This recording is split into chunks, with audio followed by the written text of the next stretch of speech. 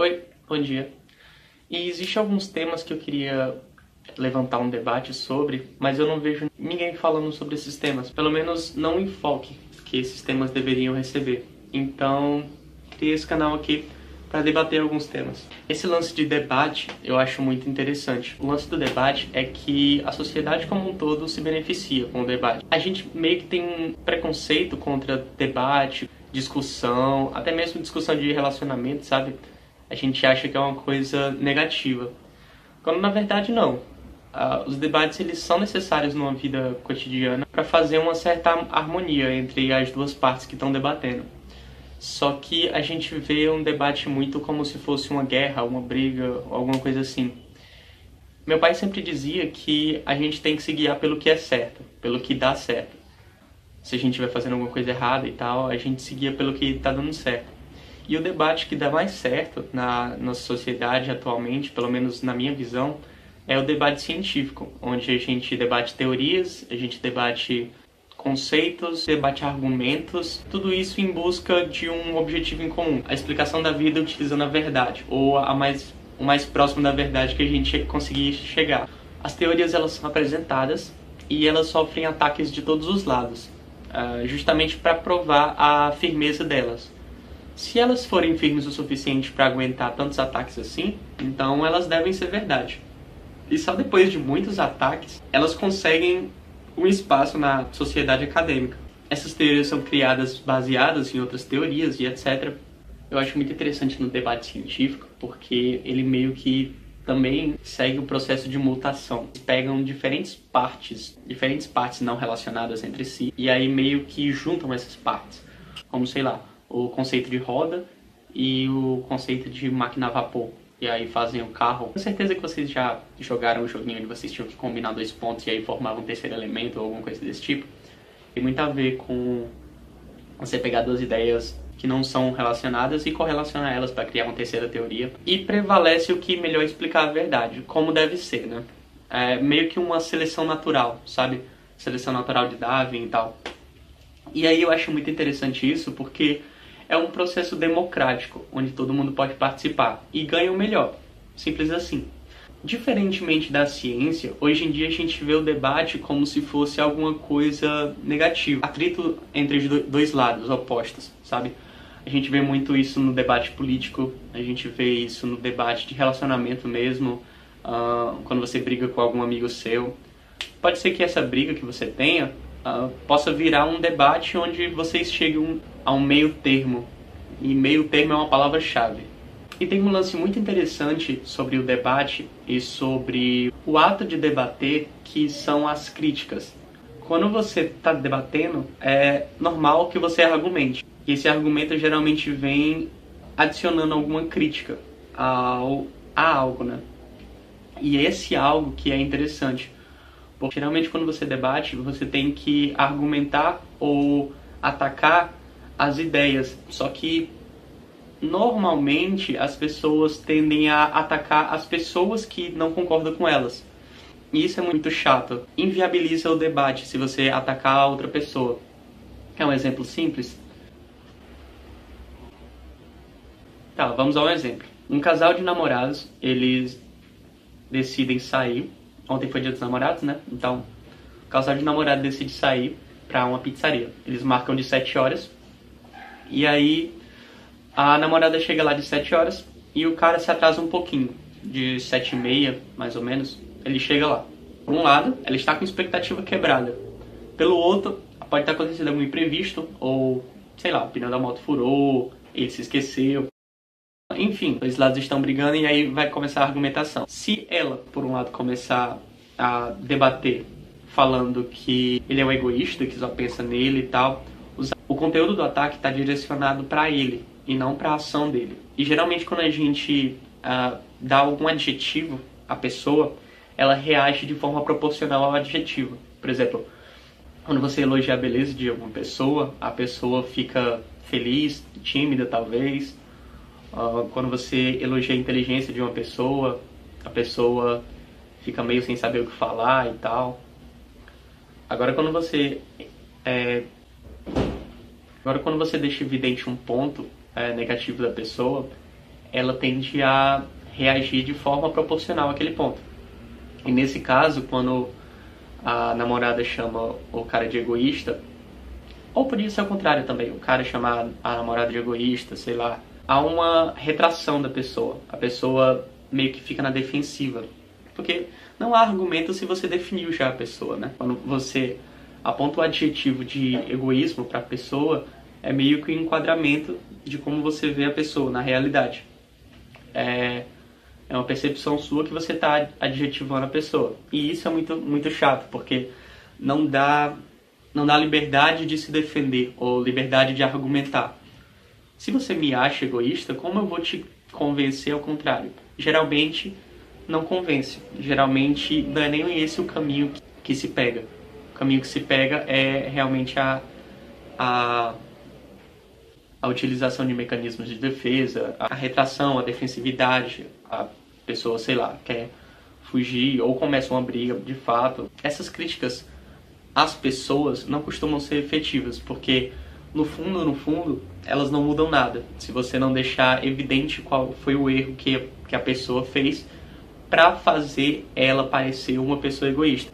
E aí vai aparecer uma imagenzinha aí, eu acho que eu vou desenhar essa imagem, aonde o ataque tem que ser direcionado. Quando você está discutindo com alguém, você cria um terceiro sujeito abstrato para colocar todos os adjetivos ruins e tal.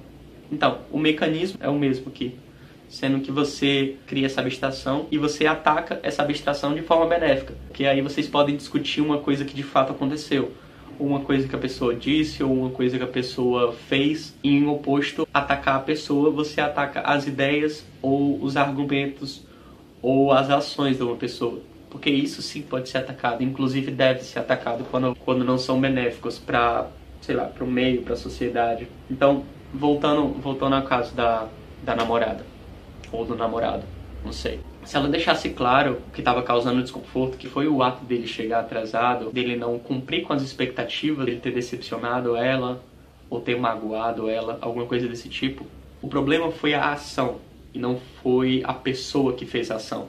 Porque essa pessoa podia ser qualquer um, podia ser o pai da garota, podia ser a mãe, podia ser o tio da garota, podia ser, enfim, qualquer um podia ter errado da forma como errou. Então o problema não está na pessoa, mas está na ação. Qualquer um que tivesse feito ela ter esperado meia hora plantada lá sozinha, independente da pessoa, seria negativo. Então a crítica não deve ser direcionada à pessoa, deve ser direcionada à ação. Só que tem um problema, crítica por crítica não resolve muito. Acontece muito de uma pessoa dizer que a outra errou, a outra pessoa admitir que ela errou e ainda assim continuar no erro. Como é o caso do chefe que cobra o funcionário para mudar em algum aspecto do trabalho dele.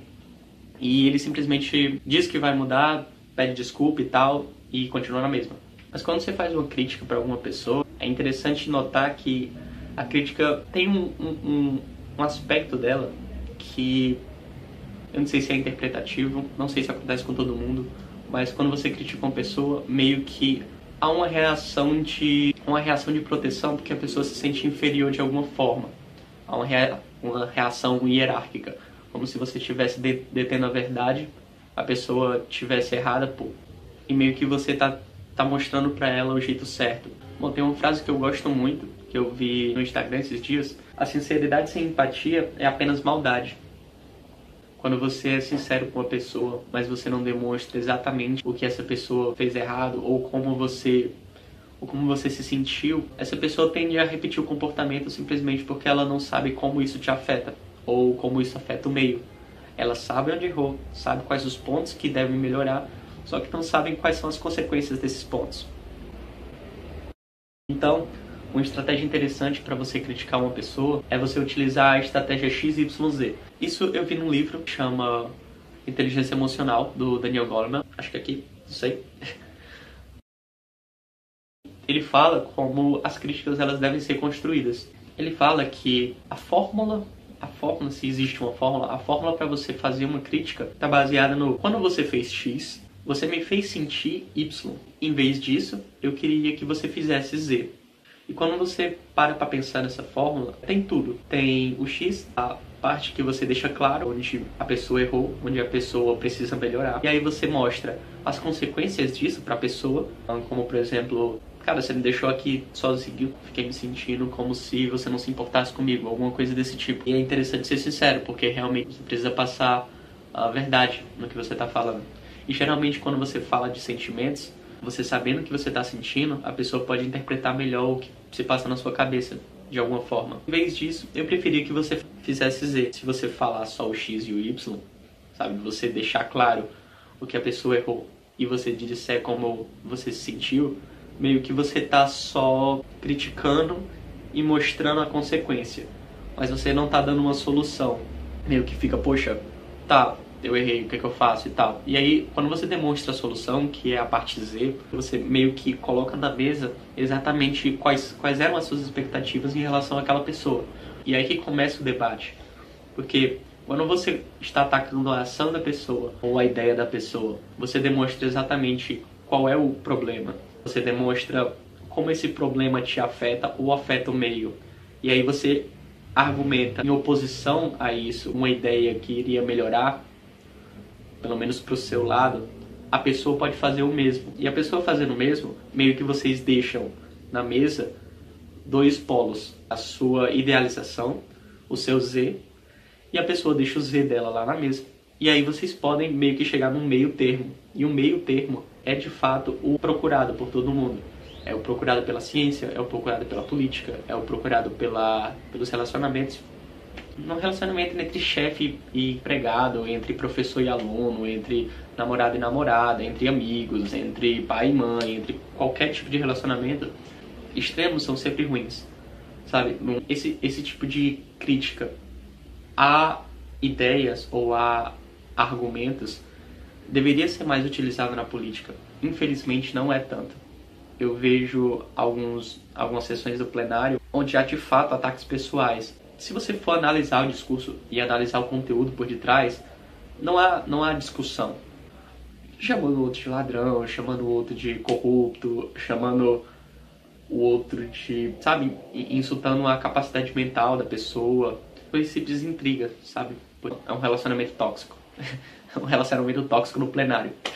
Então, esse jeito de discutir essas ideias não é uma coisa que eu ouço falar tanto. E eu achei muito interessante compartilhar. E é tão importante você saber como criticar uma pessoa de forma que você melhore o relacionamento com ela. É importante deixar claro que você está criticando a ação ou a ideia e não a pessoa. A pessoa se sente até mais aliviada em conversar com você.